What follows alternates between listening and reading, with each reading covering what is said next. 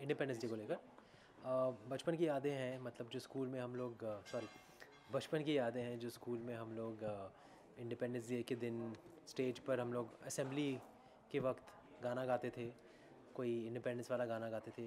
एक मतलब स्किट बनाया जाता था, हम लोग रिहर्स करते थे इंडिपेंडेंस डे के लिए, मतलब मार्च पास्ट होता था इंडिपेंडेंस डे पर। तो ये स्कूल की यादें बहुत ताज़ा हो जाती है इंडिपेंडेंस डे के वक्त। और मुझे याद है कि बचपन में छाया गीत आता था घर पर। तो वहाँ मतलब जो हमारी फिल्मों के फेमस जो इंडिपेंडेंस डे को लेकर जो गाने हैं, जो हमारी देशभक्ति के गाने हैं, जैसे पुकार का गाना हो या उपकार का गाना हो, या फिर सुनील दत्त जी का जो छोड़ो कब की बातें वाला गाना हो, वो हम लोग छाया गीत या चित्रहार में रोज़ मतलब हर मतलब इंडिपेंडेंस डे के हफ्ते हम देखा करते थे। तो वो याद है, मुझे याद है कि पूरा मतलब जो हफ्ता होता था देश भर में, मतलब इंडिपेंडेंस डे को लेकर बहुत मतलब खुशियों वाला होता था। जैसा देखा जाए तो बचपन में एक यादें थी, एक खुशी का माहौल लाता था स्वतंत्रता दिवस। एक एज हो जाने पर क्या कुछ जहन मतलब एक अटैचमेंट हो जाती है देश के लिए और देश की एक्टिविटीज़ को देखकर, उसमें आप किस तरह देखते हैं इन बातों को? वापस बोलेंगे हम? जी सर, बचपन में हम जब स्वतंत्रता दिवस स्कूल्स में मनाते थे एक अलग ही फील के साथ, जब हम यूथ में आ गए, हम हमारी एज में मैच्योर हो गए, तो क्या कुछ आता है आपके जहन में, क्या कुछ चेंजेस लाता है? जो उस ज़माने को लेकर जैसे के कंपैरिजन में अब जो आज चेंज हो गया, आई थिंक अब मतलब इतना डिजिटाइज हो गया है सब कुछ, इतना मिनिमलाइज हो गया है सब कुछ, मतलब इतना मतलब कंसाइज हो गया है। सब अपने काम में इतने बिजी रहते हैं कि कुछ लोग तो इंडिपेंडेंस डे के वक्त भी काम करते हैं, और अगर ना हो तो हॉलीडेज़ पर जाते हैं, मतलब ट्रैवल करते हैं, या फिर अपने फ्रेंड्स के साथ मतलब छुट्टी मनाते हैं, क्योंकि इतना स्ट्रेस हो गया आज के ज़माने में। तो देश के बारे में सोचना मतलब न्यूज़ के अलावा मतलब इतना कुछ, मतलब लोग इंडिपेंडेंस डे को लेकर सीरियस होते नहीं है। आई थिंक साल भर हम अपने देश के बारे में सोचते तो हैं ही, लेकिन अब हमारे लिए मतलब इंडिपेंडेंस डे का मतलब वो है जब मतलब देश भर में मतलब लोग अपने आप को एक एक फ्री आवाम के तौर पर मानते हैं, जहां हम अपनी लिबर्टीज़ को फ्रीली मतलब महसूस कर सके। फ्रीडम ऑफ स्पीच हो या फ्रीडम ऑफ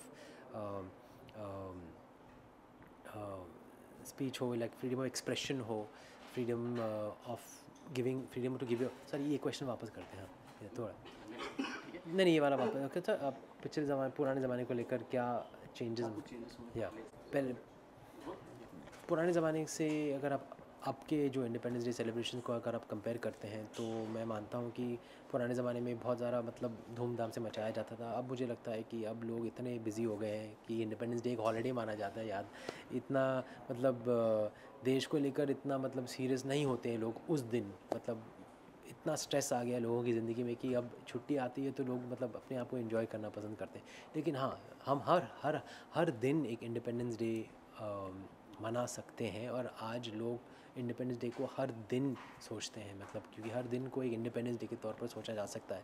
क्योंकि हमारी जो इंडिपेंडेंस है वो सिर्फ देश के इंडिपेंडेंस तक सीमित नहीं है। It's about freedom of speech, मतलब फ्रीडम ऑफ एक्सप्रेशन। जो हमारी इंडिविजुअल फंडामेंटल राइट्स है वो भी हमें फ्रीडम मतलब फ्रीडम देती हैं, और उससे भी हमें एक मतलब एक इंडिपेंडेंस डे का मतलब एक फ़ील आता है उन चीज़ों से, जो साल भर मतलब लागू होनी चाहिए, जो साल भर मतलब हमें महसूस होना चाहिए कि हाँ, हम डेफिनेटली एक फ्री देश है, जहाँ मतलब सबकी राइट्स मतलब बहुत ही स्ट्रॉन्ग है, और सबको मतलब अपना एक सबका वजूद मतलब एक फ्रीडम को लेकर बहुत मजबूत है।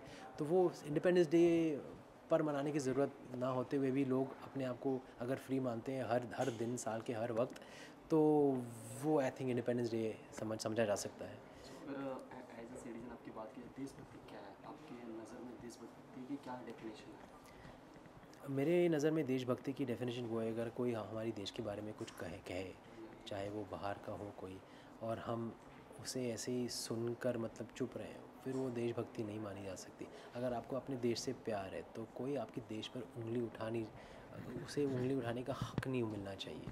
और अगर वो उंगली उठाए तो आपको उसे मतलब करारा जवाब दे देना चाहिए।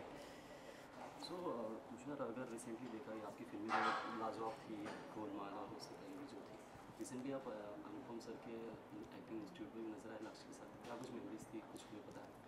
अनुपम जी बस मतलब लक्ष्य से मिलना चाहते थे, तो मैंने उन्हें बोला कि आप घर आ जाओ। तो फिर मैंने सोचा कि अरे आप क्यों आते हो, अभी लक्ष्य तो मतलब बड़ा हो गया, मैं लेके आता हूँ उसको आपके घर। तो उन्होंने कहा कि नहीं आप मेरे स्कूल आ जाओ। तो मैं उसे उनके स्कूल ले गया, तो वहाँ मतलब लक्ष्य ने काफ़ी इन्जॉय किया, काफ़ी इधर उधर घूम रहा था। तो अनुपम जी से जब भी हम मिलते हैं तो मतलब वो पुरानी मेमोरीज़ याद आ जाती हैं, जो हमने फ़िल्में साथ की हैं, क्या कूल है हम, 1 2 4 दिन की चांदनी हो, शर्त की है मैंने उनके साथ। तो आई थिंक लाइफ पार्टनर भी किए मैंने उनके साथ, तो बहुत सारी फ़िल्में की हैं। तो वो सारी मतलब जो आउटडोर की मेमोरीज़ है, आउटडोर स्केड्यूल की मेमोरीज़ हैं, वो सब याद आ जाती है वापस। सो अगर लक्ष्य की बात करें, लक्ष्य आजकल ट्रेंड चल रहा है कि किड्स पिक्स का स्नैक्स का, तो आप दूर रखते हैं लक्ष्य को या कंफर्टेबल हैं उस चीज़ से? अगर मतलब कैमराज़ हों जहाँ, अगर जहाँ हम जाएँ, अगर कैमराज़ हो तो मुझे कोई प्रॉब्लम है नहीं। मतलब मैं जानबूझकर दूर भी नहीं रखता हूँ, लेकिन लक्ष्य को जानबूझकर कैमरे के सामने लाने की कोशिश भी नहीं करता। जो नॉर्मल है, जो हम मतलब कि मेरी वजह से जो या फिर लक्ष्य मतलब अभी ऑलरेडी थोड़ा मतलब इंटरनेट पर फेमस हो गया, यस अगर यस। उसके बहुत पीछे अच्छा। अगर पेपराज़ी अगर थोड़ी बहुत इंटरेस्ट लेती है, तो मुझे उससे कोई प्रॉब्लम है नहीं। ये तो हमारी ज़िंदगी है बॉलीवुड में, अगर उसको अगर इससे दूर रखा जाएगा तो बाद में मतलब उसे शायद बाद में सब कुछ इतना नया लगेगा कि यस। वो डाइजेस्ट नहीं कर पाए। सो रिसेंटली आपने एक फ़ोटो भी शेयर की थी, वो पूरा वो चाइल्ड ग्रुप था, उसके बारे में ज़रा बताएं, कुछ यादें रही उसकी? आप बहुत छोटे थे, ऋतिक रोशन भी थे, जी, खूब जी। खाना भी थी, तो या क्या कुछ यादें थी उसकी? वो मुझे याद है कश्मीर में किसी फ़िल्म की शूटिंग के दौरान वो फ़ोटो खींची गई होगी। मुझे याद नहीं है कौन सी फ़िल्म थी, क्योंकि मैं 3-4 साल का ही था। तो आई थिंक रीना रॉय जी थी। तो आई थिंक वो डैड की जो फ़िल्म अगर हुई होगी उस ज़माने में, तो वो आशा होगी या अपनापन होगी या ऐसी कोई फ़िल्म होगी, अर्पण या कुछ, मुझे याद नहीं है कौन सी फ़िल्म, लेकिन कुछ किसी ऐसी ही कोई फ़िल्म के वक्त आई थिंक वो फ़ोटो खींची गई होगी, क्योंकि हम सब साथ में आउटडोर में रहते थे, मतलब ओबरॉय होटल में श्रीनगर में। तो आई थिंक ये शाम को पैकअप के बाद थोड़ी बहुत मतलब वीडियो रूम में सब बैठा करते थे, या फिर हॉल में बैठा करते थे, या लॉन में बैठा करते थे। तो उस दौरान आई थिंक बच्चे सब साथ हुए होंगे, तो सब फ़ोटो खींची हुई होगी, क्योंकि ये सारे बच्चे जो थे उस फ़ोटो में हम सब खेला करते थे, मुझे याद है बचपन में। अब तो नहीं मिलते, सब अपनी दुनिया में बिज़ी हो गए हैं, लेकिन ये एक ग्रुप सा था, मतलब जो डैड के फ्रेंड्स भी थे और को स्टार्स भी थे उस वक्त।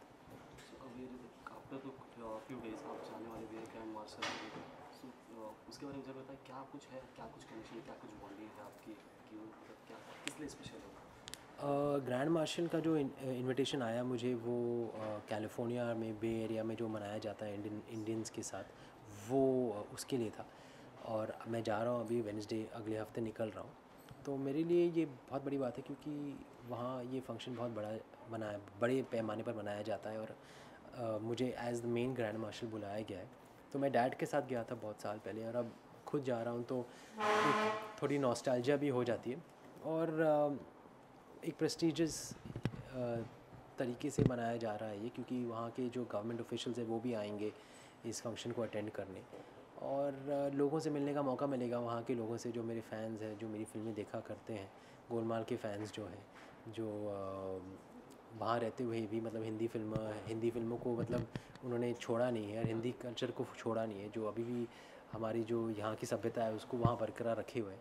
तो उनको अच्छा लगेगा मुझसे मिलने में, मुझे अच्छा लगेगा उनसे मिलने में। देखते हैं क्या होता है, मैं सो पहली बार देश जा रहा हूँ। सो देश की बात होगी तो आजकल कमर्शियल मूवीज़ का बड़ा ट्रेंड चल रहा है, बड़ा ही लोग प्यार दे, ऑडियंस भी बहुत चाव से आज देखती है, तो आपका क्या टेक है, आप करना चाहते हैं इस तरह की कोई फिल्म जो आप शूट करें, जो आप पसंद करें, कंफर्टेबल कमर्शियल फ़िल्म होगा। है या मैं हमेशा से कमर्शियल फ़िल्में ही करता आया करता है हूँ, उसके मतलब बाद? और सीरियल्स में, सीरियल्स। सिविल्स ड्रेस में police officer has the role in the ऐसा सीरीज। कोई प्रेफरेंस नहीं है, जो भी फ़िल्म मुझे ऑफ़र की जाती है उसमें से जो बेस्ट लगता है मुझे स्क्रिप्ट, वही करता मैं, चाहे वो कमर्शियल हो नॉन कमर्शियल हो।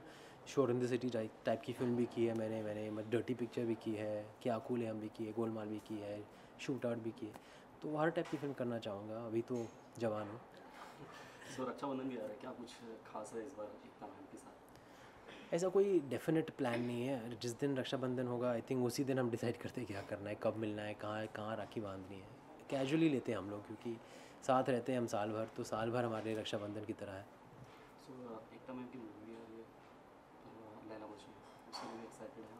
बहुत एक्साइटेड हूँ, कल ही ट्रेलर लॉन्च हुआ है, और बहुत मतलब अच्छा रिस्पांस मिला है। न्यू कमर्स वाली जो एक लव स्टोरी होती है, जैसे बॉबी में थी, लव स्टोरी में थी, वो आई थिंक आज के ज़माने में इम्तियाज़ अली हैं, जो मतलब उस इमोशन को बहुत खूबसूरती से पेश करके लाते हैं फ़िल्मों में, जैसे जब वी मेट में किया था, रॉकस्टार में किया था। और एक नए मतलब नए सिरे से, मतलब नए चेहरों को लेकर और कश्मीर में शूट गई फ़िल्म। आई थिंक बहुत अच्छी यादें आ जाती है जो हमारी क्लासिक लव स्टोरीज़ हैं उनकी। और आज के जो दौर में मतलब जो एक